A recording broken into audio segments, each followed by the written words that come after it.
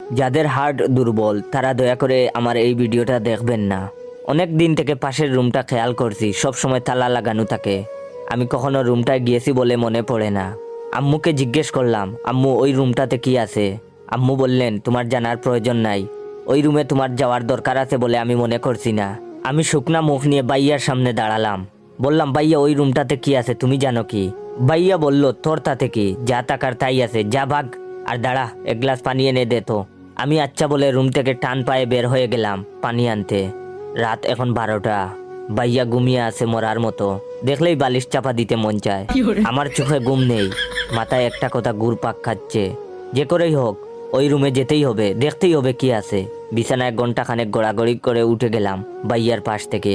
নিঃশব্দে গুটি গুটি পায়ে ঘর থেকে বের হয়ে পাশের রুমটার সামনে দাঁড়াতেই ঘড়িতে শুনান দিল এখন রাত 1:30 বাজে। উফ, এই ঘড়িটা 8 ঘন্টার পর পর কি যে শুরু করেছে।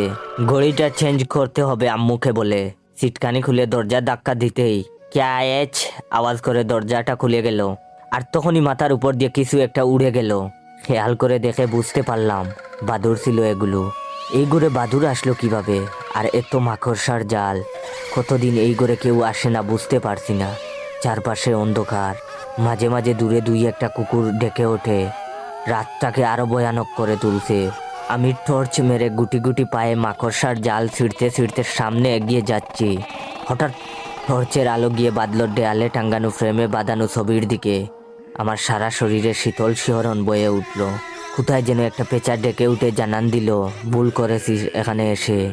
যেখানে বই বেশি সেখানে কৌতূহলও বেশি। আমি ছবিটার দিকে তাকিয়ে আছি, কাপা হাতে টর্চটা মেরে রেখেছি দেয়ালের দিকে। এটা তো আমার ছবি। টর্চটা আস্তে আস্তে নিচের টেবিলের উপর গিয়ে বিঁধল। ধুলোর স্তর জমে আছে টেবিলে, আর স্যাঁতস্যাঁতে গন্ধ। নিস্তব্ধ হয়ে গেলাম। মুখ থেকে একটা শব্দ বের হবার জোর নেই। হাত কাঁপতে শুরু হলো আমার। আমি টর্চটাকে আপ্রাণ চেষ্টা করেছি ধরে রাখার, কিন্তু পারছি না। শুধু মুখ দিয়ে একটা কথাই বের হলো, হায় আল্লাহ, এটা তো আমার পড়ার ঘর। এমন হলো কি করে? বাই দ্য ওয়ে, কিছুদিন পর আমার পরীক্ষা, তাই পড়ার রুমে আসলাম, নয়তো আজকেও আসা হতো না। চাইলে আপনার বন্ধুদেরকেও শেয়ার করে এভাবে বই দেখিয়ে